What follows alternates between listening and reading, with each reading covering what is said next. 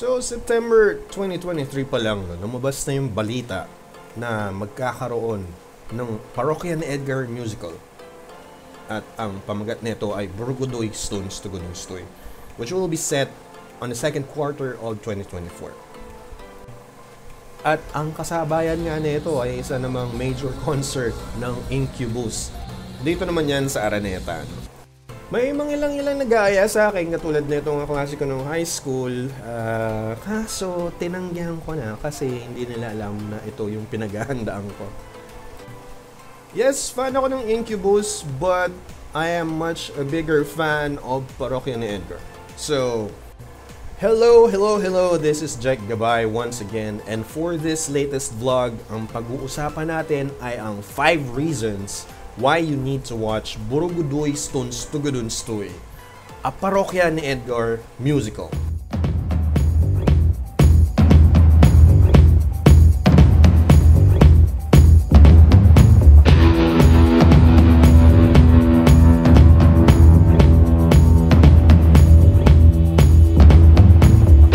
First off, pag-usapan muna natin, ano nga ba ang Borogodoy Stones Tugodon Stoy?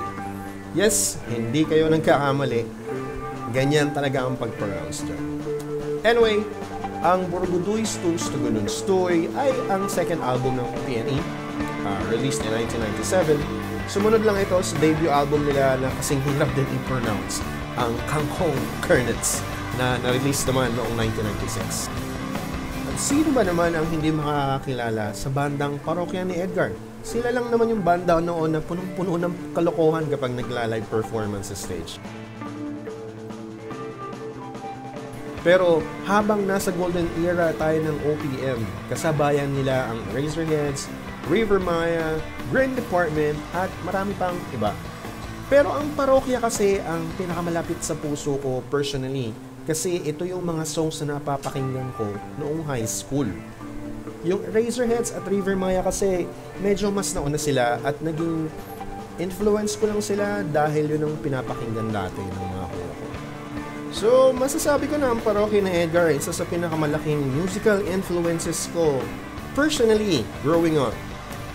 Now, according to some interviews, naisipan daw ni Chito ang album title na yan as a form of prank. Kasi noong mga panahon na yon, uso pa ang free radio. And since madalas nare-request yung mga kanta nila, naisipan daw nilang pahirapan yung mga DJs na nag-a-announce ng mga hit song nila. At syempre, kasabay doon yung pagbanggit kung saang album sila kabilang.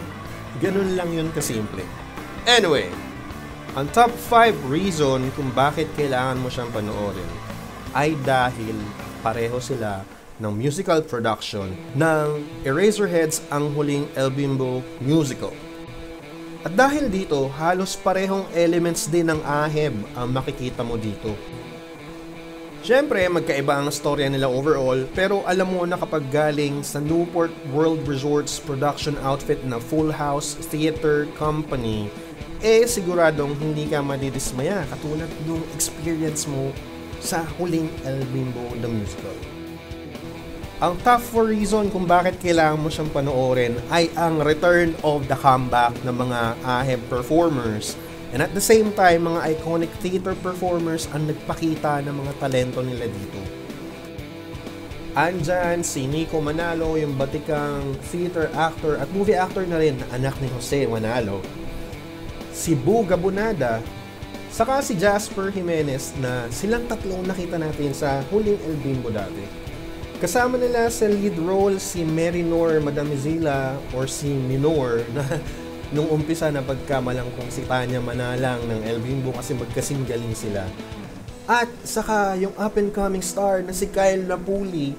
Diyos ko, para ako nanood ng batang Lea Salonga. Na napakaganda ang performance kasama nitong magaling na asong pinalakpakan naman talaga. May standing ovation yata siya as Murloc. Yung Murloc, yung aso na nabanggit sa kantang Buloy. Andito rin si Noel Comilla Jr. at naging part siya ng The Voice Kids Season 3. Kasabayan lang yata siya sa edad ni Kyle Napuli, around 16 or 17. I'm not really sure, pero ganun sila kabata. Andito rin si Natasha Cabrera Dati rin siyang nasa El Bimbo. At si Tex Ordonez de Leon, na isa ring napakagaling na performer at isa sa mga gumanap sa lead role dito sa Parokya ni Edgar musical. And of course, the last but not the least, ang batikang comedian at theater actor na si Pepe Herrera. Una ko siyang napanood sa Rock of Ages, and yung recent na movie na ni Tony G naman, na Pinoy adaptation ng The Sassy Girl, bagay na bagay sa kanya yung role ni Mr. Suave. Grabe! Ngayon, ang top 3 reason kung bakit kailangan mo siyang panoorin. Ang musical accompaniment lang naman ng Borogodoy play ay ang Manila Philharmonic Orchestra. Yun lang. De joke. Sila rin yung nagbigay ng music sa AHEB at tumugtog ng areglo dito sa parokya. At kahit isang buong orchestra sila, pinanatili ng music director Maestro Rodel Colmenares yung element ng PNE music. Yung tipong ramdam mo pa rin yung guitar riffs ni Darius at lahat ng estilo nila Big Boy din, pati na rin yung vocal styles nila Chito Miranda doon sa bawat characters. Now, gusto ko rin bigyan pansin dito yung performance sa mga mismong theater actors. Grabe. Karamihan kasi na ginamit na kanta dito sa play ay yung may mga kasamang rap. So, ma-imagine mo na lang yung hirap nilang magkabisa, umawit, nang hindi nagkakamali habang may nanonood na live audience. Ako pa nga lang na nakaupo litong-lito na minsan sa kakasunod sa mga kanta nila dahil sa sobrang bilis. Paano pa kaya sila mga nasa stage na gumagalaw, ma-acting at sumasayaw, di ba? Kudos din sa music arranger na si Sir E.J. Yatco sa paglapat ng areglo sa istorya na sinulat ng playwright na si Sir Rod D. De Vera. Kung paano ka na-impress doon sa arrangement ng AHEB, ganun na ganun din yung ginawa dito sa Borogodoy. Saktong-sakto lahat ng iconic songs ng PNE at hindi nila sinayang yung mga sikat na kanta para isakto doon sa mga highlighted scenes sa play. Ang top 2 reason kung bakit kailangan mo siyang panoorin ay of course, fan ka ng parokya. Ano pa ba? Pero alam mo, kahit hindi ka naman fan ng parokya, may enjoy mo pa rin yung play. The same way as kung paano mo na-enjoy yung AHEB kung hindi ka fan ng Eraserheads. Yun lang, sa tingin ko, mas fan ako ng OG Parokya albums eh. Most of the newer hits kasi ng banda doon sa mga newer albums nila yung ginamit doon sa ilang scenes. But for me, you know, siguro dahil sa lumaki ako sa era ng Kangkang Kernets hanggang sa Gulong Itlog Gulong, yung mga kanta doon ang mas na-appreciate ko. However, because of this play, nagkaroon ako ng another reason to explore the songs from their newer albums, lalo na yung Don't Think from the album Solid. Lupit nun. Check ko sa Spotify namin. At ang top 1 na reason kung bakit kailangan mo siyang panoorin is of course the play itself.